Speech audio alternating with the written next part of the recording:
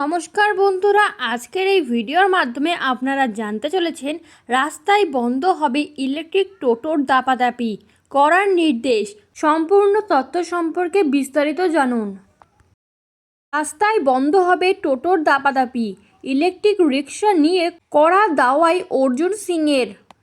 রাজ্যের বিভিন্ন অঞ্চলে টোটো বা ইলেকট্রিক রিক্সার সংখ্যা ক্রমেই বেড়ে চলেছে।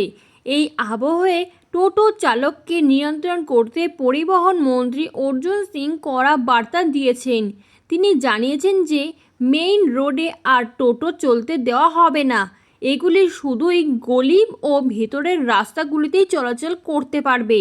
সাংবাদিকের মুখোমুখি হয়ে পরিবহন মন্ত্রী জানান, ভারী যানবাহন চলাচলের জন্য তৈরি হাইওয়ে বা প্রধান রাস্তাগুলিতে 3 চাকার টোটোর নিরাপত্তা বিঘ্নিত করতে পারে।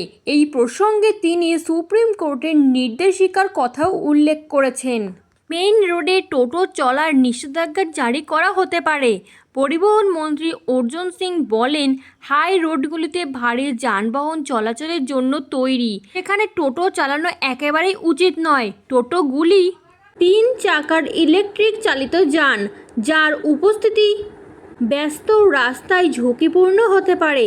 যাত্রী নিয়ে চলাচল করার ফলে মেইন রোডে টোটো চললে সাধারণ মানুষের সুরক্ষার ঝুঁকি বাড়ে। দুর্ঘটনা রোধ করার পাশাপাশি যানজট কমানো এবং যাত্রী সুরক্ষার জন্য প্রশাসন শীঘ্রই মেইন রোডে টোটো বন্ধের নিষেধাজ্ঞা জারি করতে পারে। রাজ্যে দিন দিন টোটোর সংখ্যা বাড়ছে, যা যানজট ও নিরাপত্তাজনিত সমস্যার সৃষ্টি করেছে।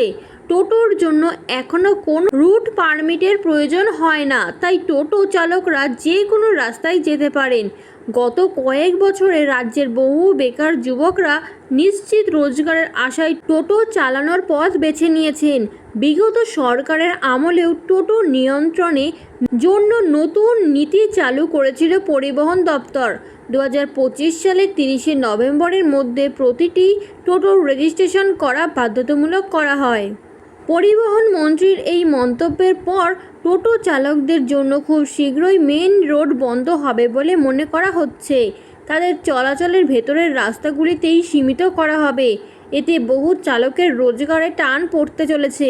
তবে যাত্রীর নিরাপত্তা এবং যানজট রোধে সরকারের এই পদক্ষেপ আগামী দিনে খুবই গুরুত্বপূর্ণ হয়ে উঠতে পারে। এরকমই আরও নতুন সরকার নতুন আপডেট পেতে চ্যানেলটি সাবস্ক্রাইব করে বেল বাটনটি প্রেস করে চ্যানেলটির সাথে যুক্ত থাকুন।